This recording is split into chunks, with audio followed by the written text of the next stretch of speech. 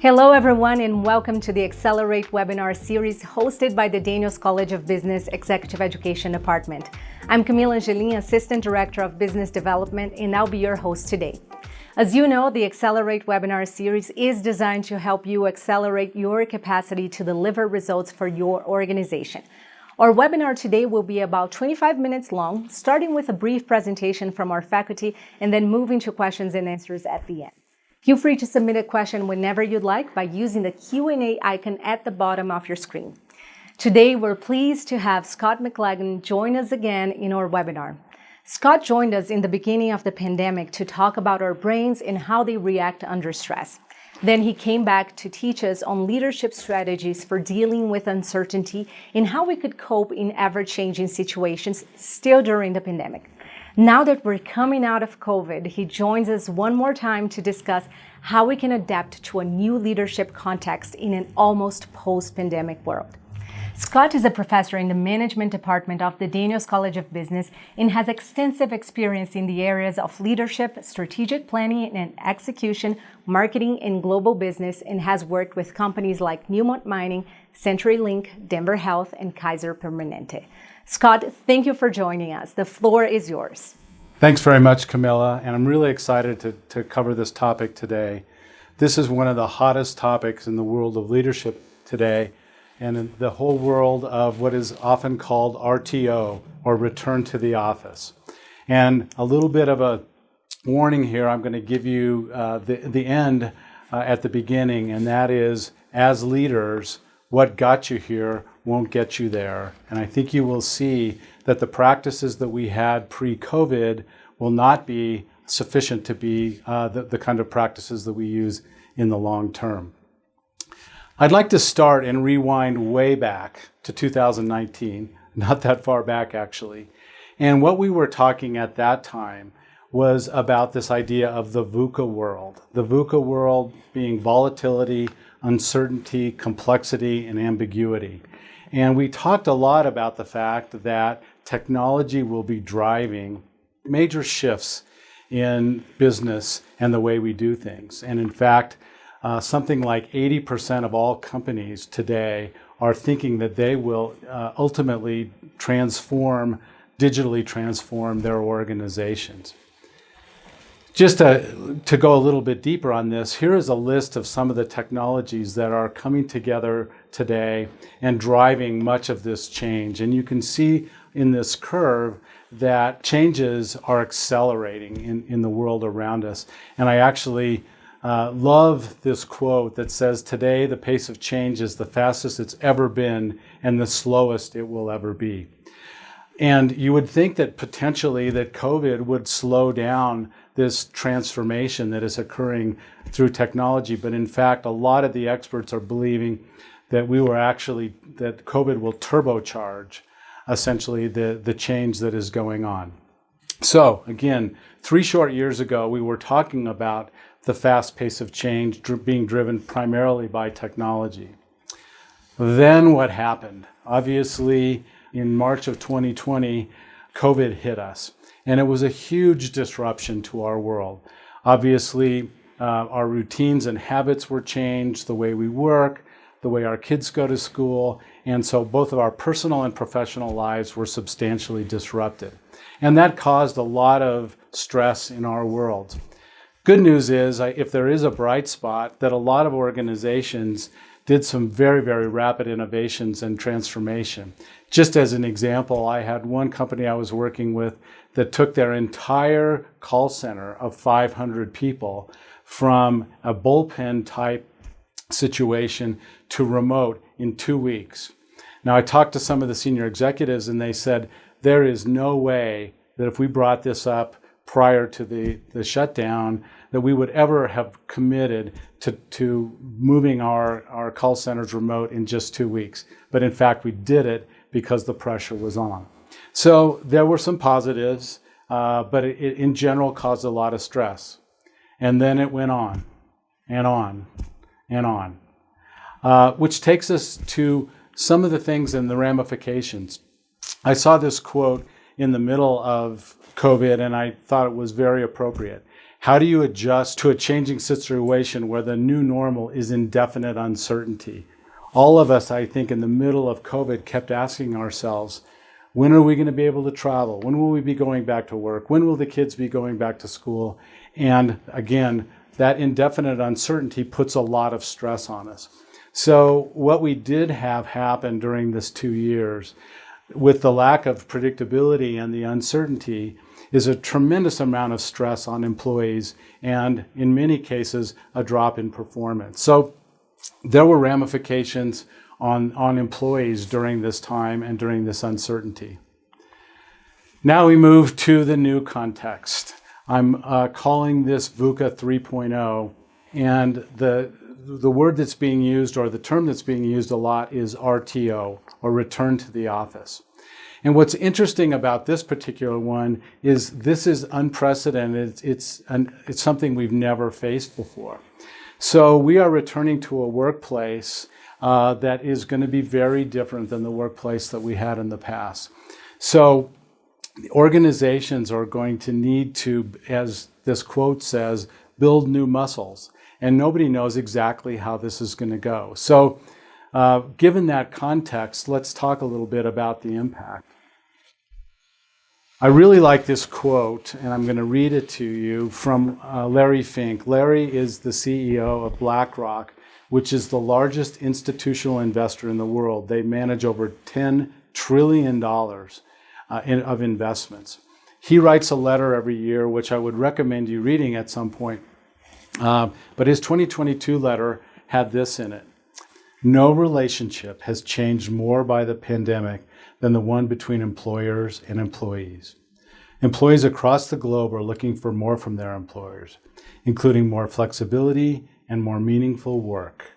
As companies rebuild themselves coming out of the pandemic, CEOs face a profoundly different paradigm than we are used to.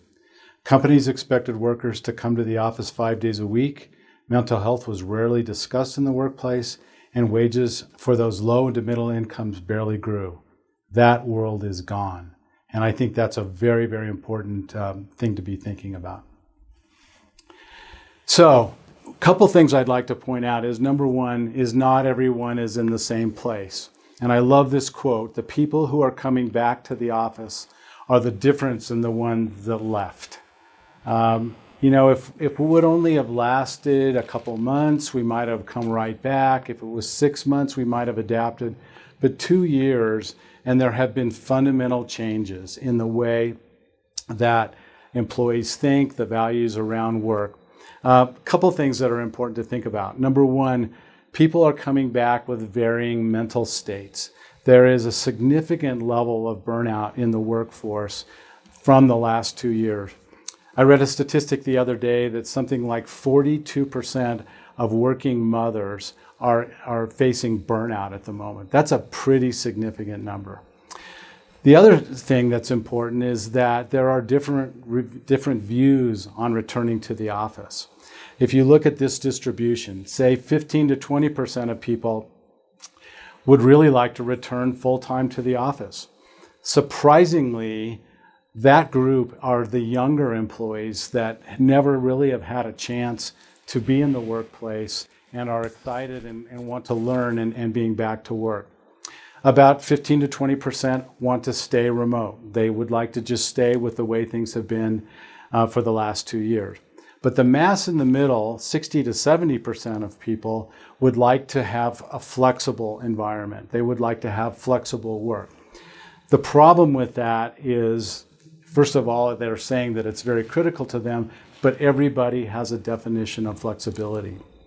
So we have to think as employers and as leaders, how are we going to deal with a large portion of our workforce that wants workforce flexibility, but they all have different definitions.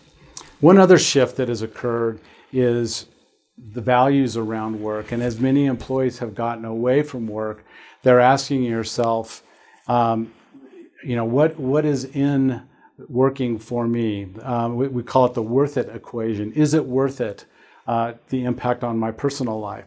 So I saw another interesting statistic the other day that said that 70% of employees being offered promotions are turning them down. basically stating that ultimately they're not willing to sacrifice some of the freedom and flexibility they've had with additional responsibility. So message here is important, that people are coming back in a very different place than they left, and not everybody is in the same situation. So let me give you some tips and as a leaders in this world of VUCA 3.0. The first one is that nobody has all of the answers. There is no experiments out there, there's no practices out there that have been proven, and most organizations are coming back and really need to be in experiment mode, and trying things and being open and adaptable to changing as they go. The thing that is not working is rigid rules that come back and say, on X date, everybody needs to be back in their workstation at 8 a.m. That's just not going to work. Second thing is to recognize that people are in different places as they come back. They have anxiety and issues around coming back to work. So it's important to listen and be empathetic to each person's situation. Third thing, and I think this is a really important one, and that is no matter if you've been working together with your team or your organization or your unit of responsibility on a continuous basis, I would strongly suggest that you relaunch your team in the new environment. And what does that look like? Come back and reestablish the rules of engagement for your team. Have a discussion about, now we're coming back to the office, or we're coming back into a hybrid situation. How should we interact with each other? One of the things that's been pointed out by people in the world of what does flexibility mean is people are looking for predictable schedules. They don't mind having some time at home, some time in the office, but they would like to be able to predict those schedules. One other interesting thing, I ran into a company the other day that said that something like 11% of their workforce was hired during COVID and never has been in the office. So think about the impact of that. I would suggest strongly that if you're in that situation, to revisit onboarding for the new employees, because it will be brand new to them. Third thing is we have all gotten used to new technologies and new ways of interacting. And I think part of that relaunching is to ask yourself, do we have the right technologies, and are we operating with the right mix of things as we go forward? Now, I apologize for this busy slide, but I think it's helpful to think about what are the tools that we have. On the upper left are the digital tools that we have, all the way from electronic documents all the way actually to being live. So we have those, and we could say those are leaner tools to richer tools. We also have some definitions I think that are important. Synchronous, obviously having real-time conversations. Asynchronous, having people have the ability to communicate when they are on their own time. Conveyance. Conveyance is essentially the kinds of communication that are typically one way, and we are communicating new information to people to give them up to date.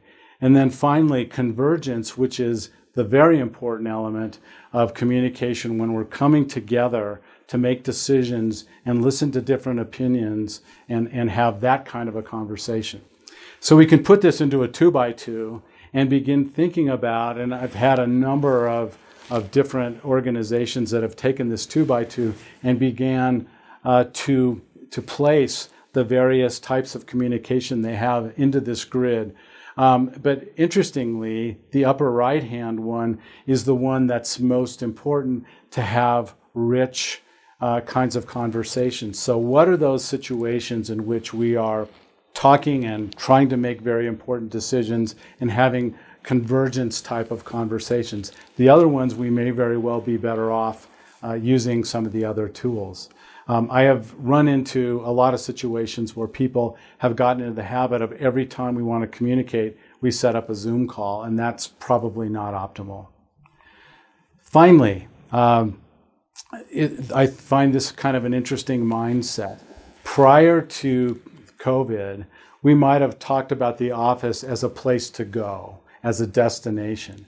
And today, we ought to be thinking about office as a tool. Office is a tool for us to collaborate, to get together, to build social capital, to make decisions together. But it's a tool. It is not necessarily a destination as we think about it in the future. So quick review of the kinds of things that you might be able to do as a leader in this new world we're moving into, and look forward to any questions that you might have. Scott, thank you so much for this awesome presentation. One thing that caught my attention was that sentence that you shared with us, that today is the fastest that it has ever been and the slowest that it will ever be. And I personally just don't know how to work with that. But then you talked about returning to the office as well in VUCA 3.0. And then, so you talked about how the office can be used as a tool for organizations. Are there any other reasons for people to come back to the office as well, besides just collaboration? Yeah, that's a great question, Camilla. In addition to getting together to collaborate, that's one important thing. Another thing that we know is really important is building social capital. Now, social capital is essentially the trust that's built between people that allows us to actually have the whole greater than the sum of the parts. So social capital is sort of the grease that gets the gears going. And it's interesting because if you're home alone, you actually lose social capital in your organization. But if you can get together in a common place, you can build social capital. So think about being as home as draining it, and being back in the office as building it. And actually, it's the informal interactions that do that. So it is that ability of getting together in more informal environments, getting to know each other personally, and building trust that way. That's the way social capital is actually built inside the office. So I would encourage people not only to just think about, I've got to go to the office for a meeting, but to have events in which people can get together and get to know each other a little bit better. That's great. And then how do you build social capital then? Is it just by being together that it happens? Actually, a lot of it is. A lot of it is getting to know each other, getting to understand our similarities, getting to understand ourselves again outside of the workplace. So it is doing that. It is, you can have events. People actually really enjoy getting together in an informal setting outside of the workplace. That's good. Thanks, Scott. I have a few more questions. So you said that people that are coming back into the office now are not the same from the people that left. People have changed in these 2 years. How can leaders help their employees in this moment of transition? What is it, something that they can do? Is it empathy that they need to show? How can they help their employees adjust through that? Yeah, there's a number of things, Camilla. The first thing is just recognize that people are coming back in a different mental state. And there are some people that have come back and lived through a fairly stressful last couple of years. There's other people that have lived in a world where their world's expanded. One of the big things that changed is, we talked a lot prior to COVID around this whole world of work-life balance.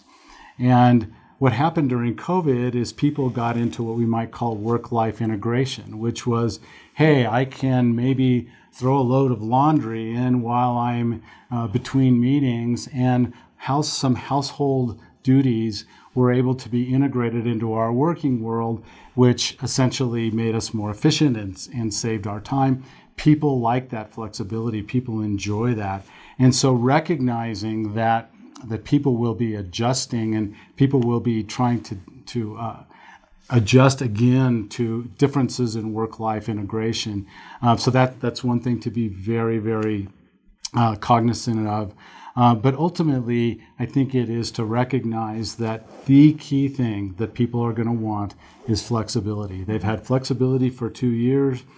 They liked it. They liked the ability to not have the level of structure that we normally see. And therefore, just recognize that people's going to have different flexibility needs. Yeah. So some organizations are returning to the office, some are not, some are staying remote. And for those that are continuing to stay remote, what are some tips that you can share for managers to manage these people better in a remote setting? Yeah, good question. a couple things is, first of all, just because they're remote doesn't mean that you can't get back together from time to time. I happen to have spent most of my corporate career leading in a global organization. And so I had teams that were all over the world. And we were used to this, doing this kind of thing 20 years ago. People in different time zones, people having to coordinate across different geographic locations. But what we did do was make sure that at least a couple times a year we got together. We built social capital. We built an understanding of each other and that sort of thing. So some of the things that we learned to do, I think, hopefully well during COVID, which is get to know each other remotely, and I think a lot of leaders did a good job of connecting with people on a regular basis. Now we need to do it in a slightly different way. Yeah. Scott, thank you for being with us. And to our participants, thank you for taking the time to join us today.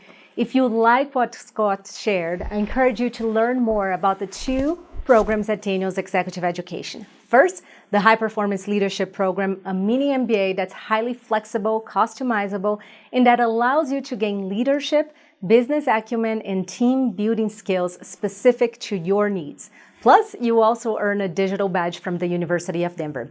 Second, the Denver Leadership Experience Program. DLX is our award-winning leadership class designed for senior leaders, where Scott is one of the lead faculty. According to our participants, you have never seen anything like this in the leadership training world. Our next DLX session is coming up in December, and you can learn more about both programs on our website, daniels.du.edu/accelerate, or reach out to us directly. Once again, thank you for joining us today. We hope you gain new insight that will accelerate your impact in your community, your organization, and the world. From the University of Denver, Daniels College of Business, Executive Education Department, we look forward to seeing you again on the Accelerate webinar series. Thank you, everyone.